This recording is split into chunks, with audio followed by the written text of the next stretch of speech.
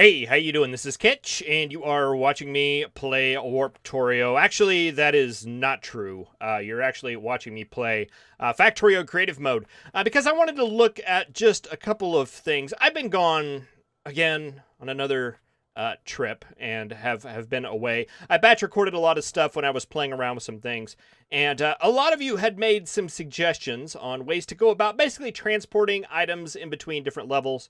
And I just kind of wanted to go over that because there've been some suggestions, a lot of suggestions, some really cool creative suggestions, and some things that I believe that I'm confused by, and just kind of wanted to kind of clear the air here and yeah, address some of those and look at some of these concerns. A lot of you have suggested that I filter the chests coming in and out, and I don't think you can do that.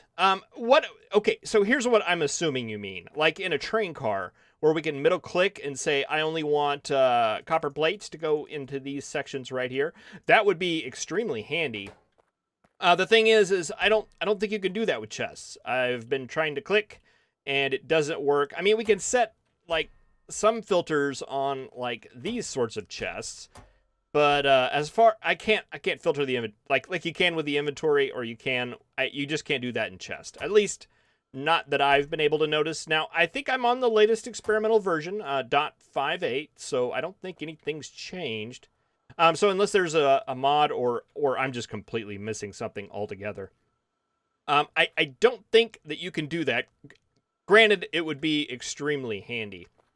And I got to looking a little bit in how the way these loaders work, and several of you have explained this to me before, and I apologize. It just went in one ear and out the other until I sit down and actually want to take a look at how it works. But so we have a copper line and an iron line coming in here. They are feeding into this chest. Now, I was getting some things in the C block playthrough, as well as this playthrough a little bit with the loaders, where I would get a situation where I would have like this, just a pure iron line coming out, even though I had multiple inputs in. As best as I can tell, it's looking at basically the last item stack, and that's what it's sending out.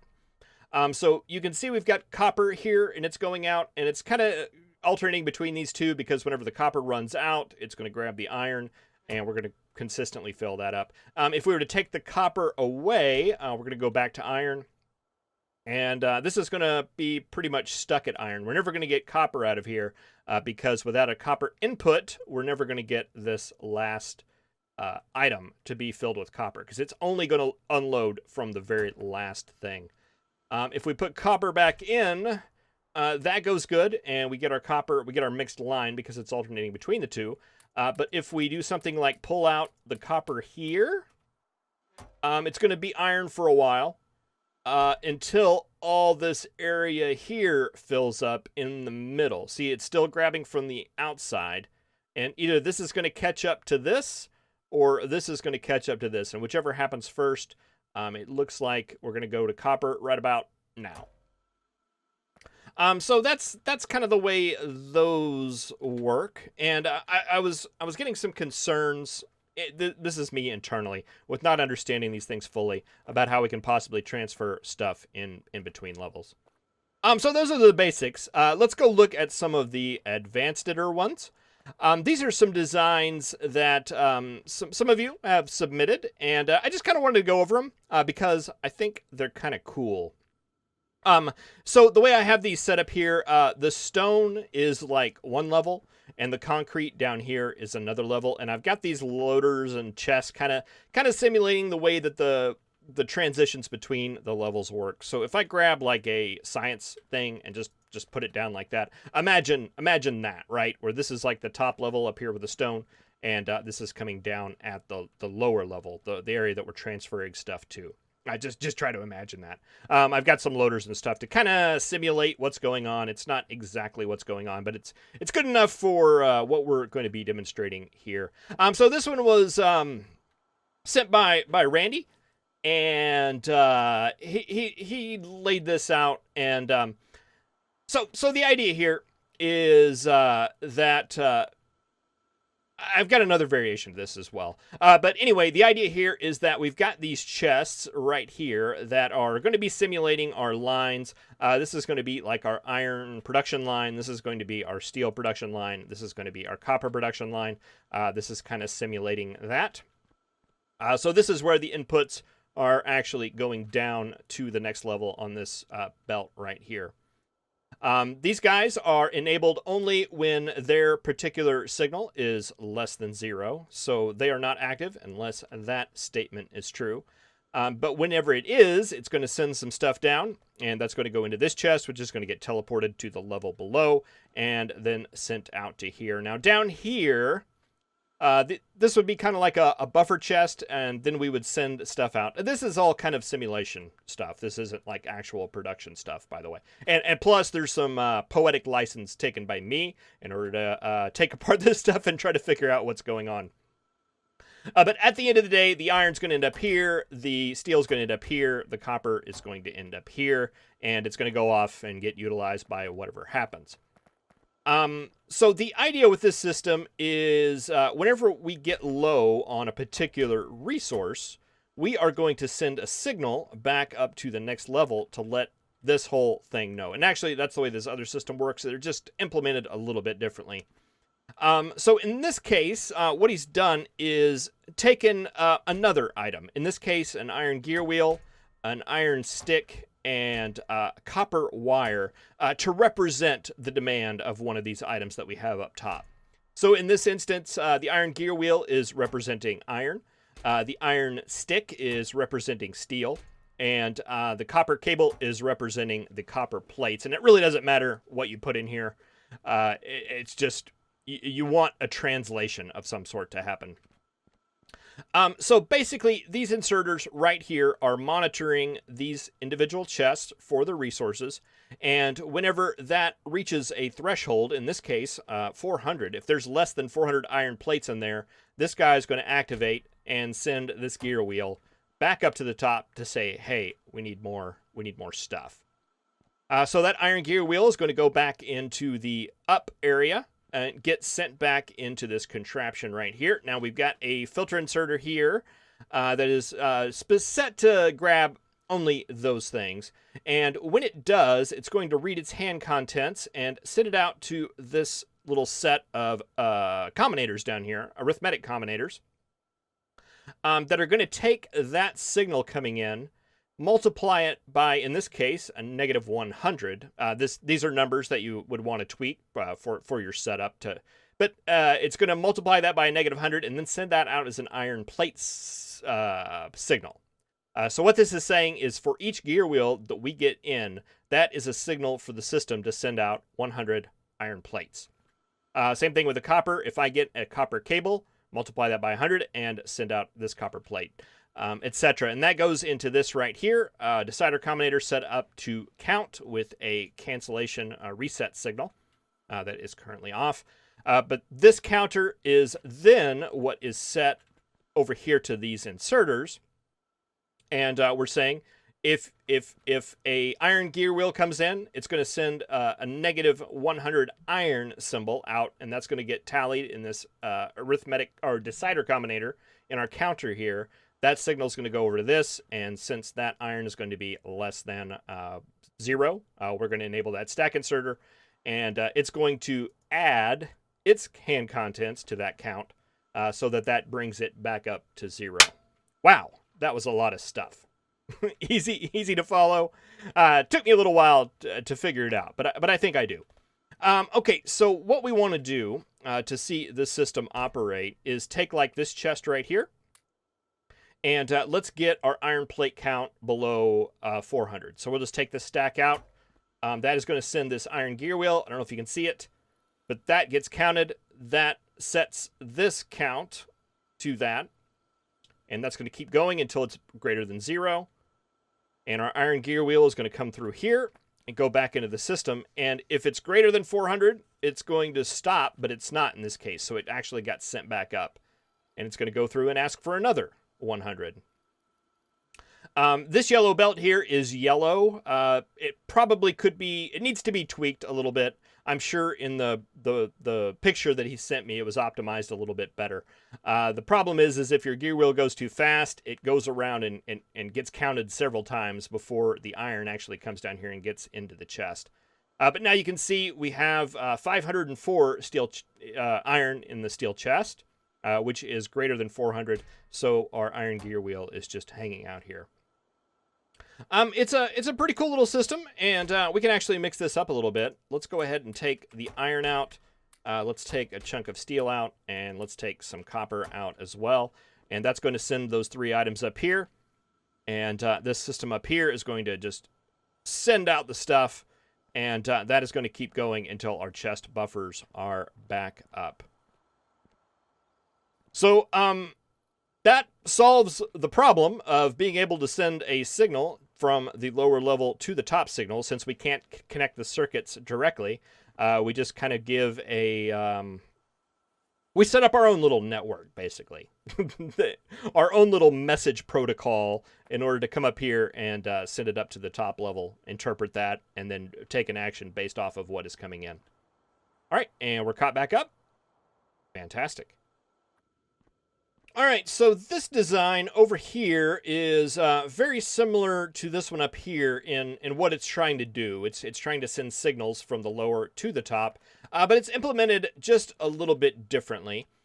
Okay, so we're taking all of our inputs up here. These are going to be coming in off of the system, and combining them all into one line that is coming down, and just ignore this over here for now. Going into our loader, into our chest, and down to our next level. Very similar to what we had going before.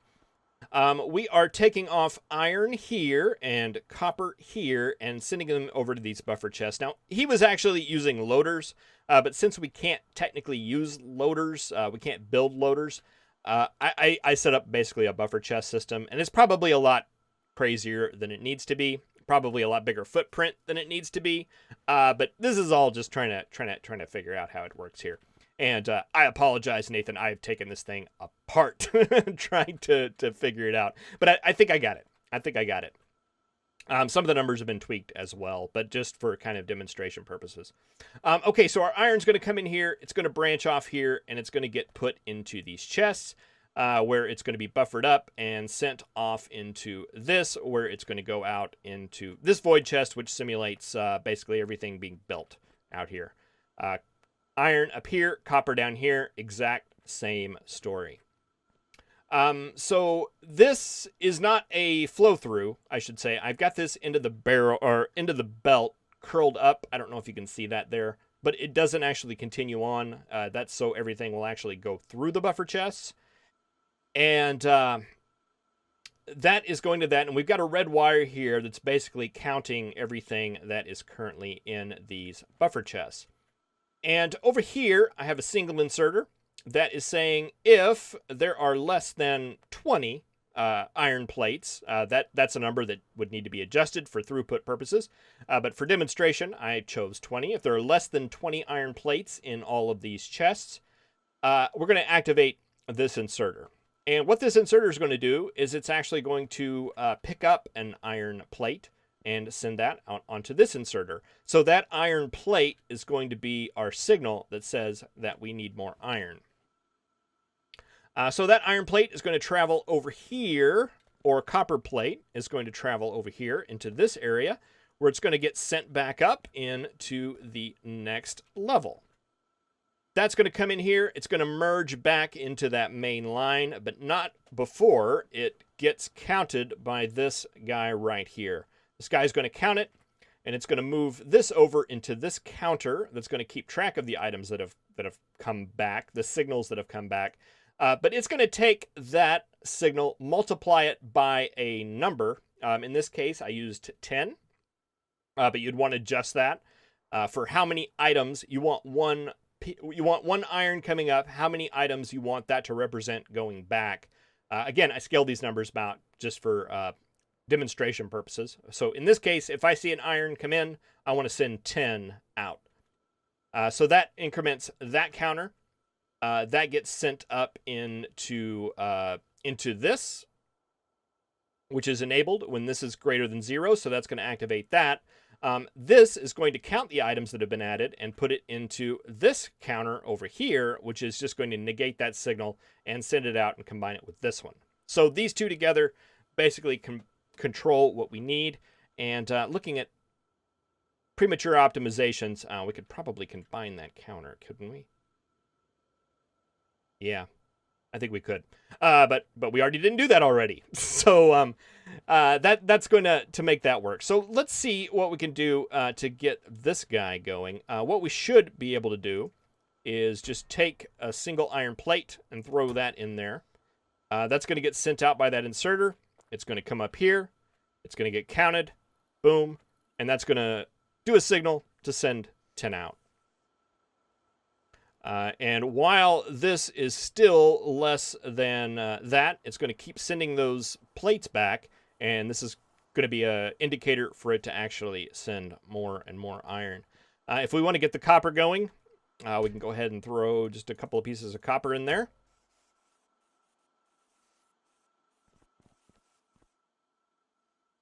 And as the copper gets added in now, it's a signal to send more copper. And yeah, this is just going to keep going until we get a buffer saved up in these chests. In this case, a buffer of 20. And once we do that, this guy is going to disable himself. So if we go and like cut off these lines right here so that this can actually back up, eventually we'll kind of get to the point where this thing will actually shut itself off. Yeah, so we got like a backup of iron. It's going to start backing up in the chests. Do we have that backup yet? We do. So that is going to turn off this inserter now. It's now red, so we're not going to send any more iron in order to get more iron. We're going to stop right there. Same thing with copper. It should be shutting off. It's at 100. All right, and it's shut off as well. There's a little bit of wiggle room in there that can be adjusted. There's a lot of adjustments that need to be made. This is a regular inserter because if you make it too fast, the signals come too fast. And it's kind of like the same with the yellow belt up here. There's some adjustments with the numbers and stuff that need to be made. But I don't know. I like them. I think they're really cool. And down here, I kind of took this system over here and converted it to where it'd be a little bit more equivalent to this one up here as far as functionality. You know, having the steady inputs coming in, having the buffer chests and stuff like that going out instead of that system there. But it still works the exact same way. If I were to grab like a gear wheel and put it in there, and let's grab, we got one of these. Yeah, we'll put that in there. It's going to read the signal out and send those items down and get those in the buffer. So yeah, no, these are really cool, really cool. I really love this sort of stuff, and normally I would have taken some time to go through and figure some of this stuff out and get a system like this working in place in order to solve that little problem that we had. But I was kind of concerned with spending too much time in it. One thing is that the blueprints, the footprints are kind of large for these, and space is tight.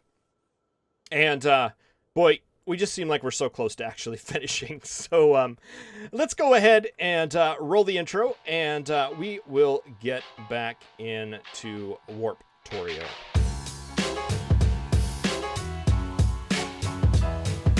Yeah, just looking around here, I'm not sure that we have the space right now to implement one of those solutions. Yeah, we'd probably have to, I mean, we have the room down here, I guess. Not so much on the top level. But one thing we did do was discover advanced oil refining, and I want to go ahead and get that set up. What do we want to go for? I want to go for these. That's what I want to go for. So let's get those started. And let's get advanced oil refining going. Someone had mentioned that... Okay, so there's 15, 15, 15, and 15 here. If I take this one away, 22, 17. Ah. All right, so we don't lose oil as long as there's room for them to go. 18, 17, 16, 15. Oh, it may just go to the adjacent. All right, so we might have wasted a little bit of oil, but that's okay because I want to get another refinery set up. And if we have to waste a little oil to do that, so be it. And we're missing some steel and stone. These are things that we can do. Stone. Oh yeah, we got lots of stone. Let's go ahead and turn that back on. What was the other thing we needed? Steel, which is right here. Get another oil refinery. Okay, and we want advanced oil processing. Let's go ahead and switch it. So we get our water output there. And water is going to come in. Oh, in our third refinery here. How is that going to work? Well, let's fix the problems that we can see here. Okay, water, water, water. Oil will need to come right here, and we're going to want our oil coming like that. Right? There, you go over. And like this.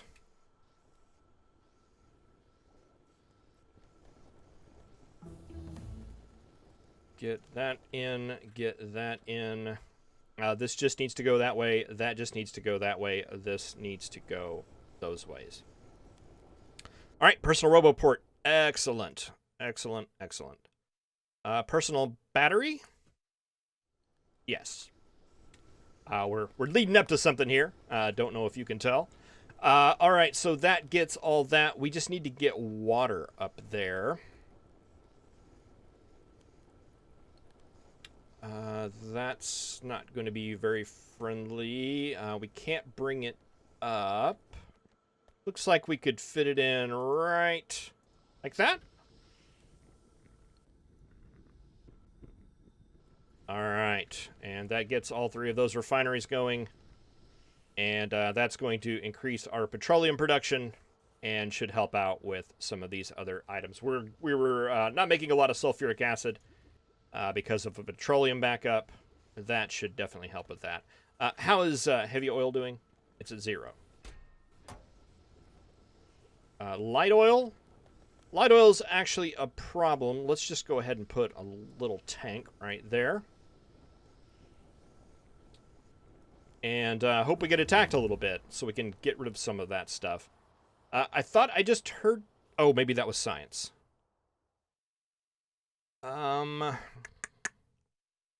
Worker robot speed. Since we're working a little bit toward robots, might as well take a look at that. Okay, and this has done the thing where it's completely filled up with iron. Yeah, that was the thing that I was worried about it doing. That's an issue between the top level and the bottom level. These aren't shared. It actually teleports from the top to the bottom. So since iron is... Okay, so this looks like it follows different rules. It's not the loader rules in what gets teleported down to the bottom. I don't know. It doesn't matter. It doesn't matter. Okay, let's come over here and take a look at what we need. We've got robot frames here. I believe all we need are green circuits, right? In order to get construction robots. It's been a while, but yeah. Well, that'll work out well. Let's go ahead and take you in and... how many green circuits is it? It's 2. All right, so normally I would be like... yeah, let's run a belt over here, but it's not like we need to consistently make these. So we can do a controlled burn here. Let's say if we wanted to do 50 robots, we would just give it 100 of these.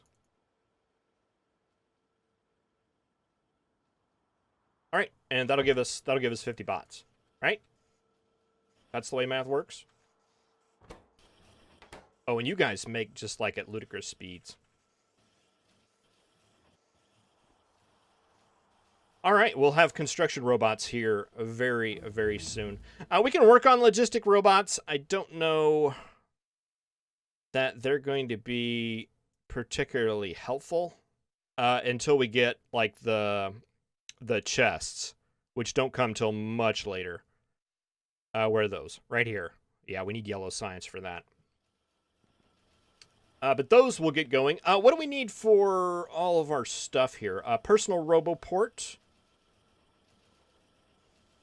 is what we need. We've already made the portable solar panels. We just need the personal roboport, which we need 45 batteries.